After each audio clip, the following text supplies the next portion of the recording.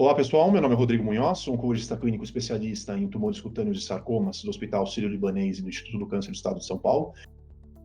E é um prazer estar aqui com vocês na Oncologia Brasil, participando dessa cobertura da ESMO 2020, que acontece em seu formato digital. Uma cobertura já tradicional pela Oncologia Brasil, há muitos anos organizada e que vem ganhando destaque e importância a cada evento que passa. Nessa apresentação, eu vou falar um pouquinho sobre os achados do estudo COMBI, um estudo extremamente aguardado, que avaliou a associação do espartalizumab ao dabrafenib e trametinib em pacientes com melanoma avançado e presença da mutação do gene BRAF. Esse é um estudo que parte de um racional que já propunha um potencial impacto da associação de imunoterapia com terapia-alvo. Estudos pré-clínicos e clínicos mostravam aí uma potencial imunomodulação associada à manipulação da via MAP kinase, daí o racional para a associação de um agente anti-PD1 aos inibidores do BRAF, inibidores do MEK. O COMBI foi um estudo randomizado que incluiu pacientes com melanoma avançado sem tratamentos prévios, randomizados então para a combinação de espartalizumab, um novo agente anti-PD1, em associação ao dabrafenib e trametinib versus dabrafenib e trametinib e placebo. Um estudo que incluiu um total de 532 pacientes e que tinha por desfecho primário sobrevida livre de progressão baseada em RECIST 1.1.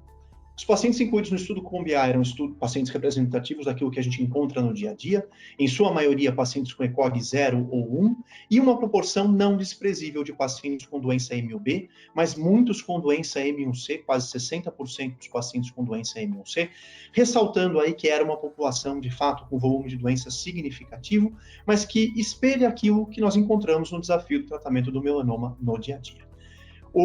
Os braços eram razoavelmente equilibrados, sem grandes divergências aí nas variáveis da apresentação e randomização, no que diz respeito às diferentes variáveis anatomoclínicas. Esse foi um estudo que não atingiu seu desfecho primário, foi um estudo negativo, ele falhou em demonstrar um ganho em sobrevida livre de progressão conforme a avaliação do investigador, ou seja, conforme a avaliação local.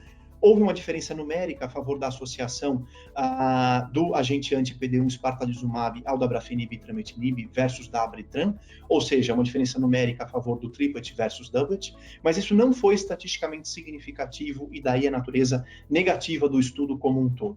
A mediana de sobrevida livre de progressão, conforme a avaliação pelo investigador central, foi de 16 meses com dabratran espartalizumab e 12 meses com dabrafenib e trametinib, um hazard ratio aí de 0,82, mas que com um P não estatisticamente significativo conforme desenho do estudo. Um outro dado um pouco desapontador, mas que estava em linha com aquilo que a gente já havia visto no Keynote 022 e no estudo Trilogy, que eu vou discutir daqui a pouco, diz respeito à taxa de resposta. Não se viu um incremento significativo em taxa de resposta, houve nesse estudo um ganho marginal, saltando aí de 64% com dabritran para 68% com dabratran e espartalizumab, mas proporções de respostas completas muito próximas e na caracterização de subgrupos, nenhum subgrupo com benefício muito claro a partir do uso do triplet versus o uso do doublet. Tampouco houve qualquer impacto em sobrevida global, ainda que essa seja uma análise exploratória, uma vez que o desfecho primário do estudo não foi atingido, ou seja, em função de uma ausência de impacto em sobrevida livre de progressão, não houve uma avaliação adequada do ponto de vista estatístico de sobrevida global, mas as curvas Kaplan-Meier virtualmente sobrepostas. O que houve foi uma tendência a ganho em duração de resposta, que muito provavelmente traduz a qualidade de resposta do uso da imunoterapia. E esse ganho veio às custas também de um incremento em toxicidade a partir da associação do agente anti-PD1 à combinação de dabra e tran. Então, em resumo, o estudo COMBI, como eu disse, um estudo bastante aguardado, foi um estudo negativo que não demonstrou uma superioridade da estratégia de combinação de imunoterapia à terapia-alvo, ou seja, do triplet de espartalizumab e dabritran versus dabritran, sem ganho em sobrevida livre de progressão e sem ganho em sobrevida global. Esse estudo, ele reforça a mensagem de que o atual espaço para o uso de terapia tripla no melanoma avançado está muito incerto. Nós temos um outro estudo negativo, que era o estudo Keynote 022, um estudo menor, um estudo de fase 2, que havia avaliado a combinação de dabratran e pembrolizumab versus dabrafenib e trametinib, ou seja, um desenho respeitadas aí as devidas proporções bastante próximo ao do estudo COMBI, que também não havia proposto um ganho em sobrevida livre de progressão ou sobrevida global com a associação de imunoterapia à terapia-alvo. E em contraponto, nós temos o estudo positivo, que é o estudo Trilogy ou Inspire 150, que foi um estudo também com desenho próximo, incluiu 514 pacientes, randomizados então para vemurafenib e cobimetinib, com ou sem a associação do agente anti-PDL1 atezolizumab.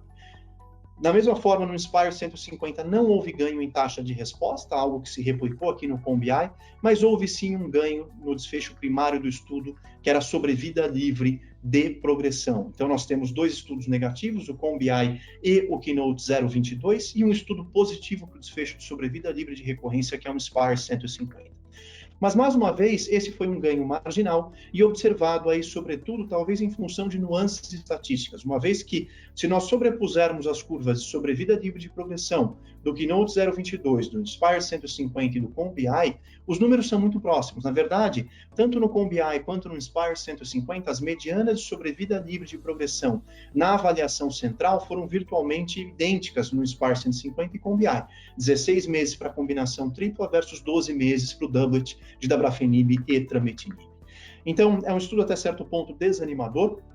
Como eu disse, o momento de se considerar uma terapia tripla não está claro, ainda que você tenha uma aprovação formal da combinação de vencob e atezo para pacientes com melanoma avançado e mutação do BRAF pelo FDA. Essa não é uma combinação atualmente disponível no Brasil.